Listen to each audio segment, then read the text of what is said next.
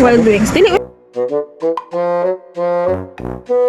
Hello mga kachismis! Ngayon naman, itatry na naman natin itong tinatawag nilang wild wings. Tignan natin kung gaano kasarap ito. Let me start first. Tatang flavor yung aming kinain dyan. Isang honey, isang garlic, at isang spicy. By the way, galing kaming simbahan nito. Tapos after na may simba, naganap kami ng pagkain na unlimited wings. So nakita namin ito sa Google. At na-search namin, tag 299 na. Pero, ang laking correct namin, tig 359 na pala ngayon. Naho naman, huwag na masyadong magpapaniwala sa Google kasi may scam na kayo na mo Google.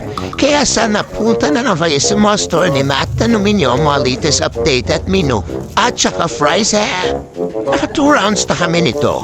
Pero sinulit talaga namin kasi para hindi sayang ang binayad namin. One and a half rice lang ang naubos namin. By the way guys, sa F. Torres la ito. Tapos naisipan namin i-rate yung kanilang food. Sa akin, 6 over 10, hindi masyadong bet ng palasa. Okay ba siguro? Bet na bet nila. Trinay namin na ibang flavor, kaya yun, nag-refill kami. For 2 rounds na. Salted pepper, honey lemon, and salted mustard.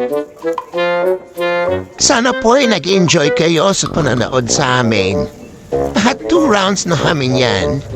Pero nag-refill kami for 3. Para hindi naman sayang binayad namin. Thank you for watching. Sana po'y nag-enjoy kayo. At sana huwag niyo kalimutan mag-like, follow sa akin at mag-comment for update. Actually, busog na ako dito. Pinipilit ko na lang kumain kasi pag hindi namin naubos, magbabayad kami each chicken na kanilang price na regular price. So, nagtitingin-tinginan kami dalawa nito kung paano namin uubusin yung last na order namin. At sa tularat na siya sa sobrang busog. Pero laban lang, kayang-kayang yakan-yakat kasi yan. Masyado kasi kaming timawa. Lahat ng mga hindi dito gusto namin itry, kaya ganoon. Ito na ang resulta, malalaki na masyado. Part na to, meron ako nalasahan na hindi ko nagustuhan, kaya sabi ko sa kanya, ayoko na.